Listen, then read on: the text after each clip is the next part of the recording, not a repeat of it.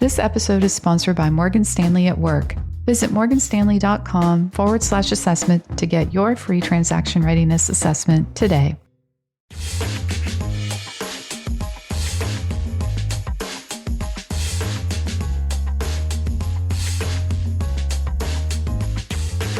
Hello and welcome back to Equity, a podcast about the business of startups where we unpack the numbers and the nuance behind the headlines. Today is February 23rd. My name is Alex, and I'm joined today by the usual power trio. In one corner, we have the pride of Texas. It's Marianne Azevedo. Marianne, hey. Hi, Alex. I can't help but chuckle at being called the pride of Texas. As I always tell you, you're my favorite Texan, and therefore you're the best one. We also have Kirsten Korosec. Kirsten, how are you doing? Great. Great for me, actually, Alex, but not so good if you're trying to sell premium EVs, as you might have noticed with some of our coverage earlier this week about Rivian and Lucid.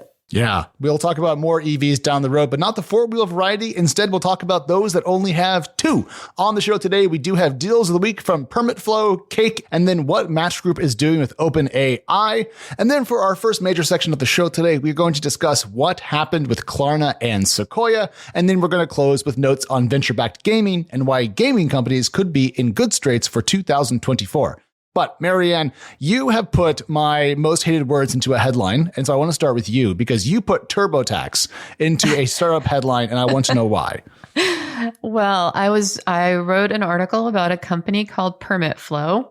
And I guess you can tell from the headline, they are focused on permitting, specifically construction permitting, and they claim to be building the TurboTax for construction permitting.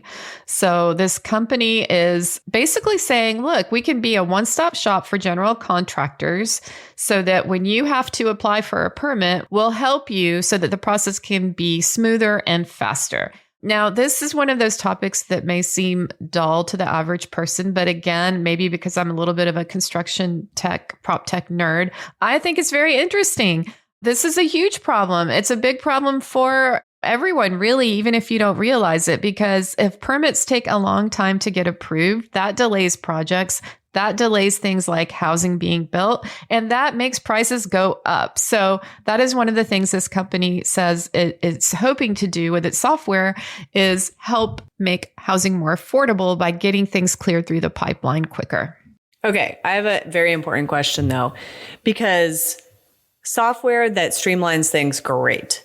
But oftentimes the bottleneck is at the city or the county, which is an absolute, in my personal experience, total nightmare to deal with. So how is it navigating that piece?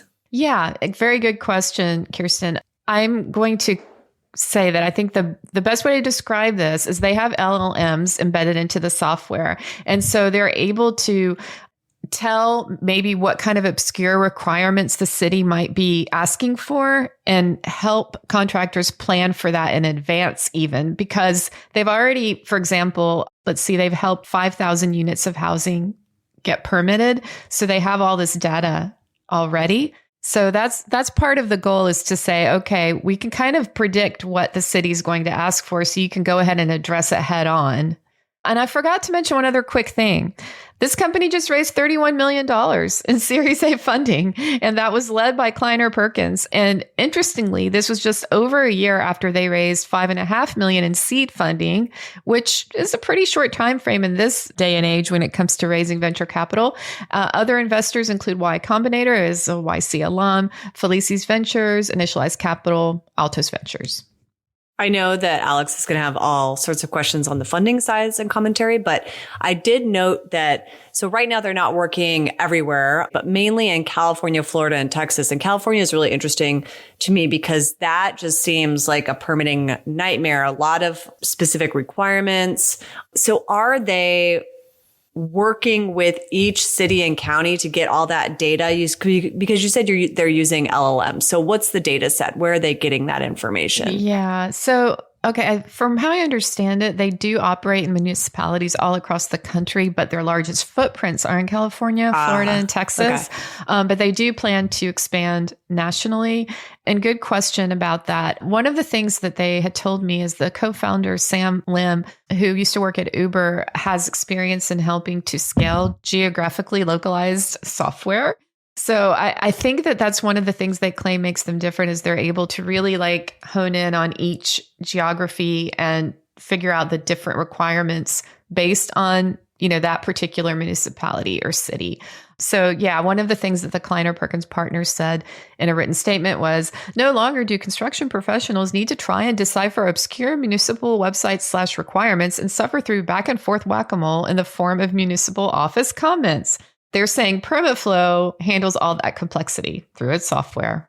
Which I just want to say, nuances of how it actually works aside, super necessary. We have seen entire cities and regions handicapped in their ability to build housing because of permitting issues, amongst other things like higher costs, labor, and so forth. But I mean, oh my gosh, if we can use this software to build more housing, hell yeah.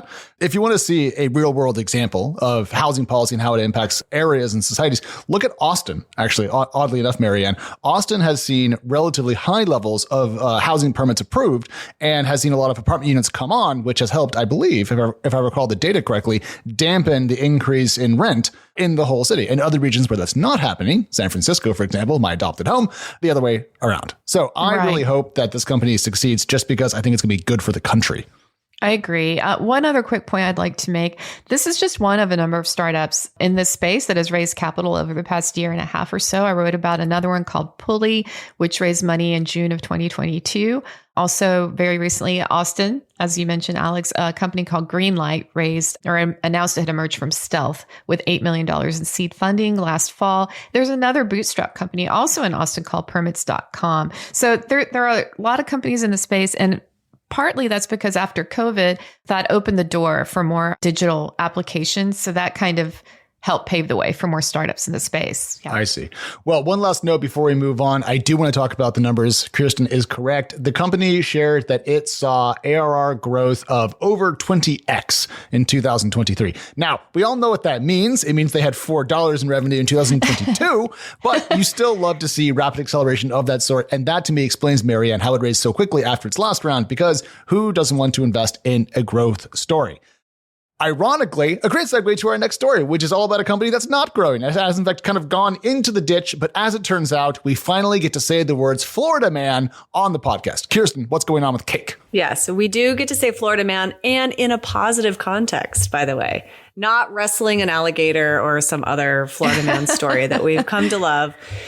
So the story really centers around Cake, which is a Swedish startup that makes e-motorcycles or e-motorbikes. These are not e-bikes. These are, little heftier and go faster.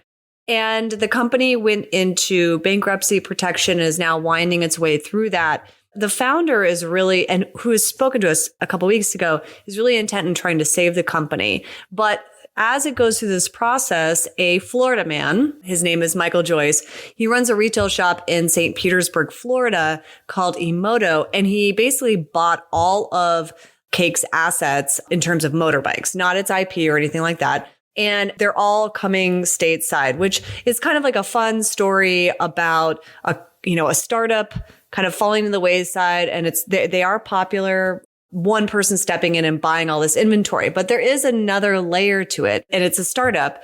This Florida man is working with a Detroit-based startup called Bloom, not to be confused with all the other startups out there called Bloom. Yes. But this one is going to warehouse all the inventory and sort of help ship the motorbikes around the country.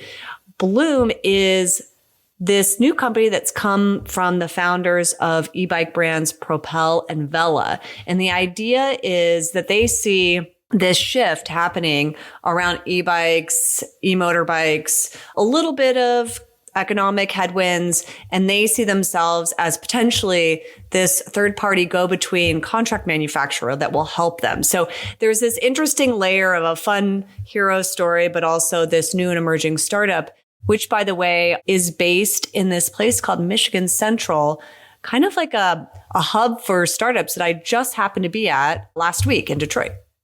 Wow, these Cake e-bikes are awesome. They're also like $5,000 or $10,000. So these are really serious bits of hardware. They're not like the e-bike that my family bought, which was like $1,000 from a friend. Right. These are, I think that it's better to call them electric motorbikes. Yeah. And interestingly, we had a scoop a couple of weeks ago that the founder said, while he was trying to save the company, the founder of Cake, he actually had a number of chats, fairly serious ones, with Harley Davidson and some other OEMs. So you could see, in hopes that the brand would stay alive and there would be some larger OEM that would step in and save them. That didn't pan out, but you can see that this is more motorbike territory if Harley is interested in them, or was.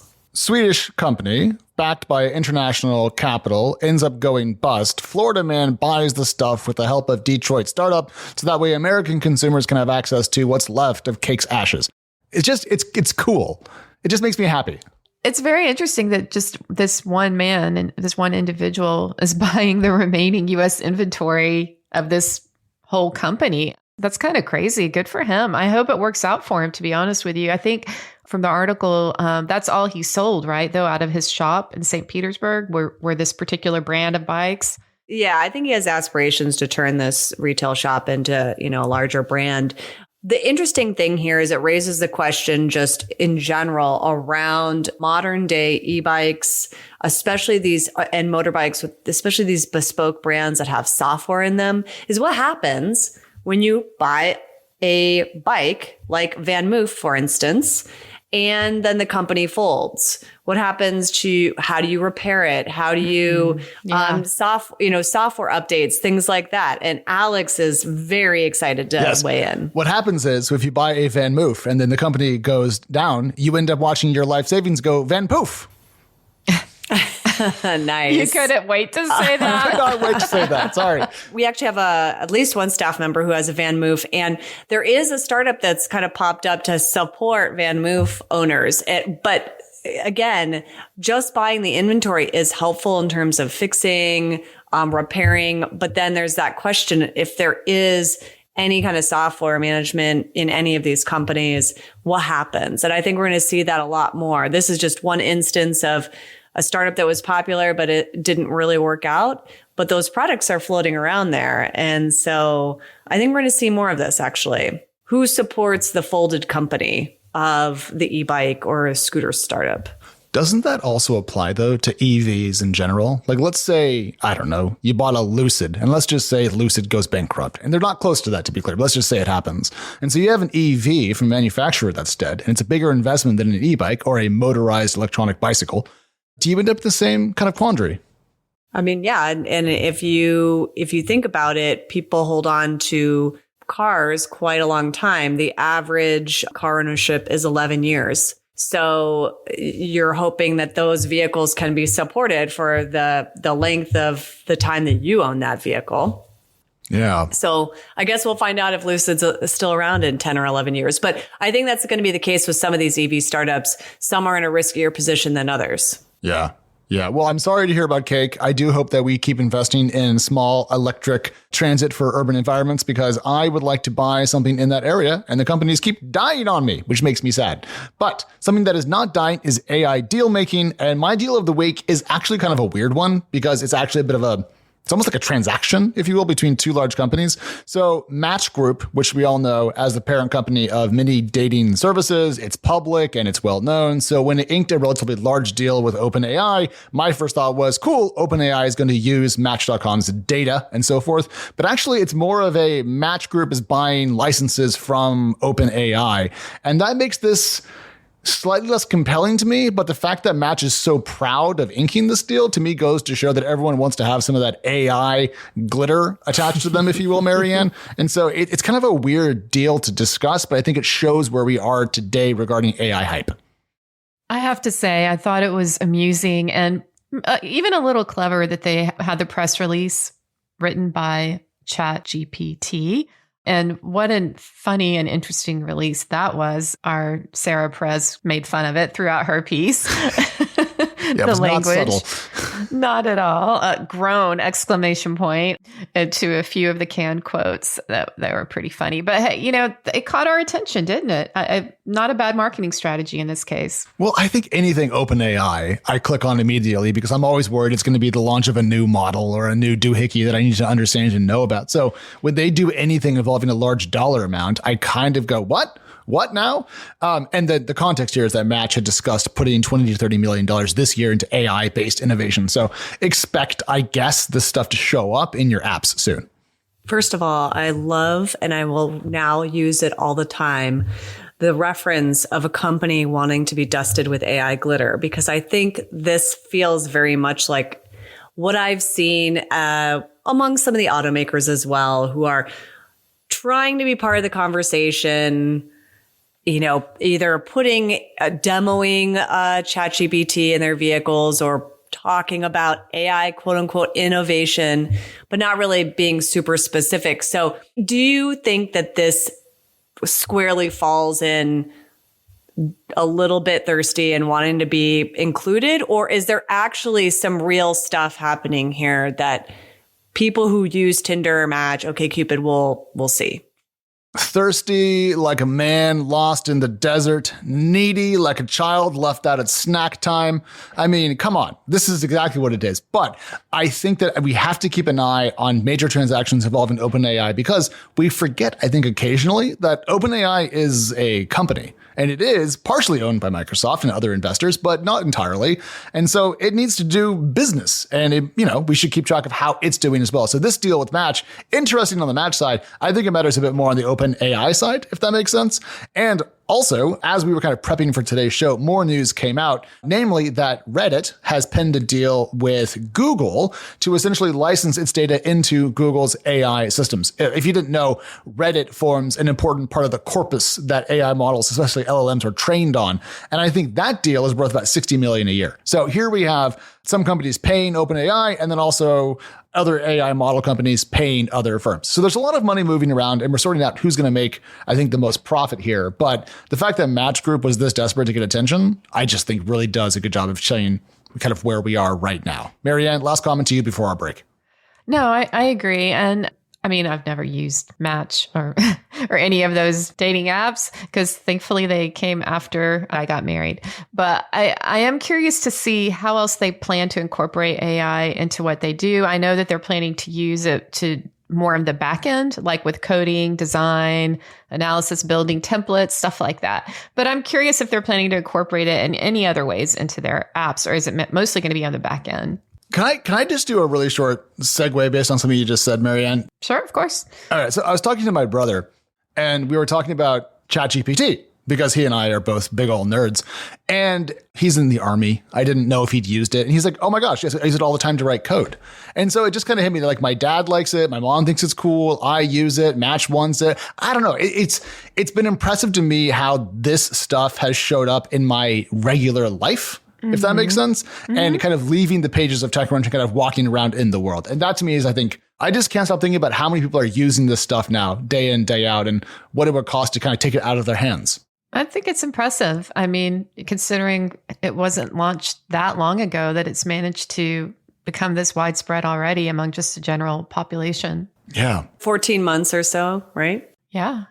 Someone said something interesting to me the other day, and then we will definitely break, but go back in time to when Google search just came out and it was like magic. If you knew just the right words to put in to get that response you wanted.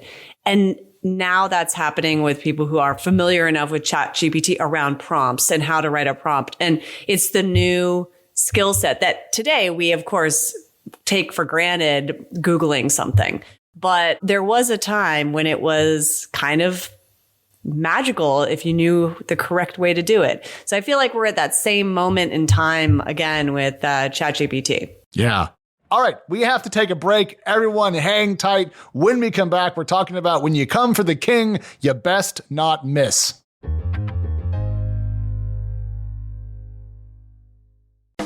Is your company planning to go public or conduct a shareholder liquidity program within the next 18 to 24 months? Did you know that proactively planning for your next private company liquidity event or IPO can help you maintain greater control over timelines and outcomes? Morgan Stanley at Work believes that when you have the right technology and systems in place, working in harmony leading up to a transaction, you can prepare and execute with more accuracy and ease. Visit morganstanley.com/assessment to connect with their issuer strategy and excellence team for a free assessment to find out if your company is transaction ready. Again, that's morganstanley.com/assessment to get your free assessment today. And what Alex was referring to, when you come for the king and you best not miss, this has to do with Sequoia and the firm's effort to oust Michael Moritz from the Klarna board. So what happened here was a bit dramatic, and it took maybe a few days for it to unfold, but a Sequoia partner, Matthew Miller, who joined Klarna's board at the start of the year, initiated this move to get Michael Moritz off the board of Klarna. Now, for the unacquainted, Michael Moritz was not only on the board, he was chairman of the board. He helped lead Sequoia's investment into the buy now, pay later company. And this came as a bit of a surprise. Then a couple of days later, we hear that Sequoia's walking this back, saying, oops, we shouldn't have done this. And then they said that initially the decision was trying to help the company prep for its upcoming IPO. Then what happened is that Matthew Miller, who's the one that initiated all this, is now off the Klarna board. So the whole plan seemed to have backfired in his face. It's reminiscent of what happened at OpenAI a few months ago when there was this initiative to try to get Sam Altman. Well, it did work. He was removed from his post as CEO and then reinstated. So anyway, all this happened. What do you guys think? I want to get to the root, which, by the way, the root question, which I'm glad you brought up OpenAI, because that root question still hasn't been answered. But maybe you have the answer to this one, which is, why was there this effort to remove him from the board to begin with? What was the actual problem here or complaint? So I don't think anyone's actually finished chasing that down. So I think that is the point of active reporting. But I do have a hypothesis. Okay. So you're the new guy on the board, right? And you're looking around the room and it's a bunch of people that run the company, that have invested in the company. And the chairman is this dude who just quit your firm. And you want to be the voice of your firm, Sequoia in this case, to be as strong, strident, and clear as possible. Hard to have two cooks from the same kitchen, even if one of them is chef emeritus, right?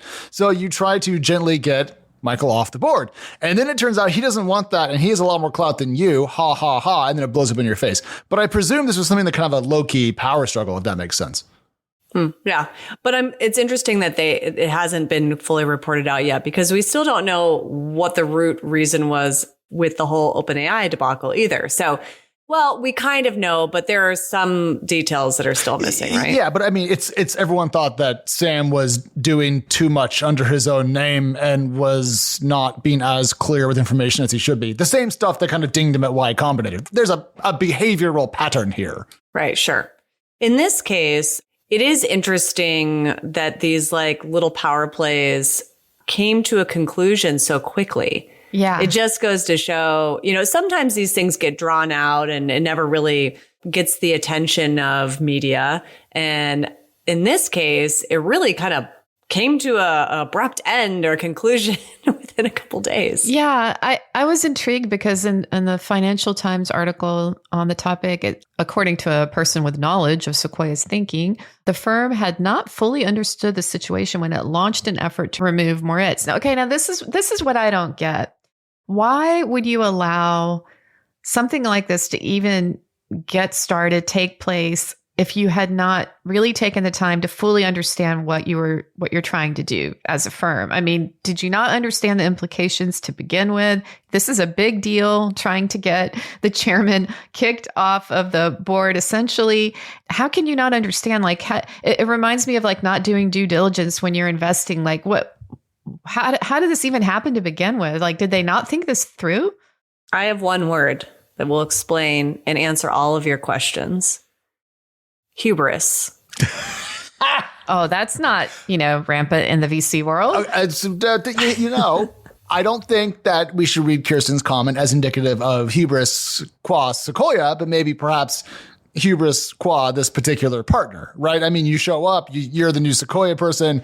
It's kind of like putting on like a Ferrari jacket. You know what I mean? Like you're representing the famous brand, the brand everyone knows, the cool, everyone, wants to be associated. Sequoia is like the Harvard of VC, right? Like it's been around for a bajillion years and it's had its controversies, but it's still well respected. But he didn't do this alone, right? He did this with the support of the firm. I'm just trying to clarify. As I understood it, the attempt to remove him was backed by Sequoia managing partner Roloff. Yes. Okay, so we don't know any of this for sure. We don't know exactly what happened. Clearly, though, the firm realized very quickly after the initiative that maybe they had made a mistake and walked it back. So once again, maybe just another lesson for startups, boards, companies, firms, founders. Really think these things through before you try to get someone kicked off or kicked out of their roles as CEOs or board chairs. Yeah. And just one more thing, like Michael Moritz is not just another investor. He's one of the few whose brand has transcended, I think, the venture capital realm. And he's backed companies like Google and Yahoo and PayPal. You may have heard of them. You may have used them today. I may work for one of those companies now. I mean, this is a person who has a pedigree that is basically going all the way back to 86. And I think it's going to be hard to say that you're better than him at leading a company through its end of growth period towards its IPO. Or at least I'd rather have Michael Moritz on my board than Jesus. So he's a former journalist, which I have to love. I have to admit that. Yeah, actually, people forget that, but that was his original career trajectory. And there's a lot of interesting backstory there, but we don't have time for it because we have to talk about my favorite thing in the entire world. And no, it's not heavy metal or hot sauce. It's video games. And Marianne, I know that you are the other resident gamer on the podcast today. So I'm curious, what was your take on Rebecca Skutak's excellent piece outlining the optimistic case for venture investment in gaming this year? First of all, I'm not necessarily the gamer I was when I was younger. I played, Miss Pac-Man, Galaga, and Donkey Kong. I'm dating myself, right? And Super Mario, let's not forget. But I do have a gamer in the house and my 16-year-old son. So seeing how even from as a child to teen years, he's continued to be into video games and different types of video games. I do think this industry has a lot to offer still. And I am not surprised that VC see this as a potential bright spot in 2024. But Kirsten, the numbers don't look to be particularly attractive when we look at what happened last year. Right. So 2023's total is down from 2021. 9.9 billion in 2022, 6.7 billion. This is compared to 2023's figure of gaming startups raising 2 billion last year. So quite a fall, actually.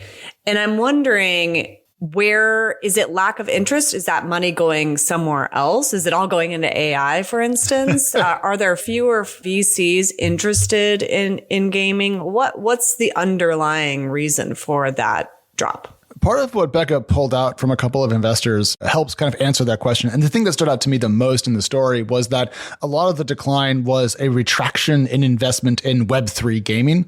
Because there was a moment when people were very optimistic that games like Axie Infinity were the future and that play to earn in its various, machinations would become increasingly popular. And so a lot of capital went into that. But during the last kind of Web3 winter, that dried up. So the numbers we're discussing, and Crunchbase, by the way, kind of backs up the data from Convoy, I think is probably like half the decline of Web3 gaming and probably half natural decline in other type of gaming investment. But the thing that hit me when I was kind of preparing for the segment and rereading this post is just how big the gaming industry is. It's something like just about $200 billion a year all in versus the American movie box office last year was $9 billion. And just the scale differential is so large.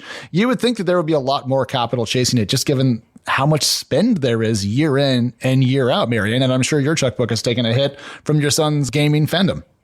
Yeah, I was really surprised at the difference between the size of the video game industry compared to the film industry. But then again, I shouldn't be, because we were just talking about it here as a family, that there just, haven't been that many movies, to be honest with you, that make you want to be like, oh yeah, I want to go see that in the theater. because, movies are so expensive these days. It costs a fortune just to go to the movies, to buy popcorn, to buy drinks. And a lot of them just don't have that much substance anymore. And when it's so easy to stream things in the comfort of your own home, I guess it's not such a shock. So anyway, video games appeal to a wide range of people, from younger to older. And I think that's part of the appeal. And I think one of the reasons we saw a decline is, as Becca mentioned, there was a lot of Web3 and crypto stuff that was trying to be incorporated into gaming. And then that kind of evaporated last year, and that contributed to the decline of funding. But that also goes to what we saw is these tourist investors coming in and fueling these spikes. And maybe they've kind of gone away. But that doesn't mean that the gaming industry is not still worth investing in. I think the people who've seen its potential all along have stuck around, and they'll continue to stick around.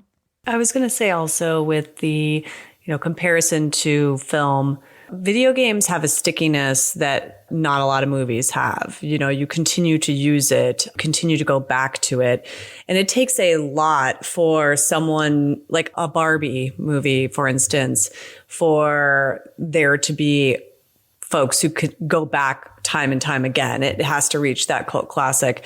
Whereas a video game, if it's successful, people will play it for years. So there's a long tail on video game. Of course, it has to be a hit. And there's certainly plenty of examples of failures out there, right? Oh, gosh, yes. But there's also so many amazing niche things. Like, one thing we, I think, discuss at a cultural level is a lot of movies have been reboots, sequels, and superhero films lately. And there seems to be a bit less of the more quirky, independent, experimental type films hitting the theaters than perhaps we would all want.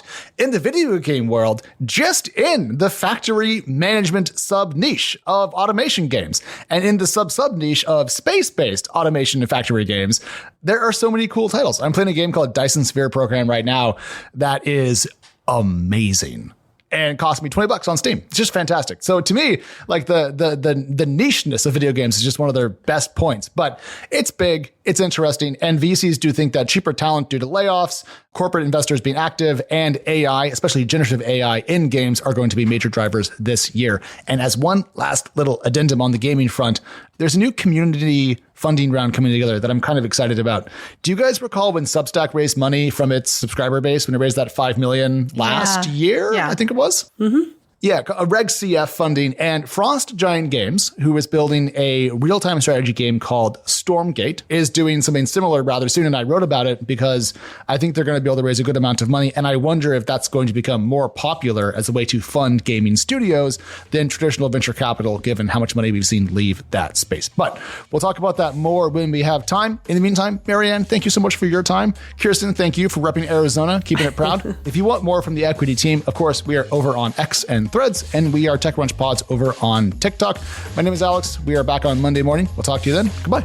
Bye. Equity is hosted by myself, Alex Wilhelm, and TechCrunch senior reporter, Mary Ann Azevedo. We are produced by Teresa Loconsolo with editing by Kel. Bryce Durbin is our illustrator, and a big thank you to the audience development team and Henry Picavet, who manages TechCrunch audio products. Thank you so much for listening, and we'll talk to you next time.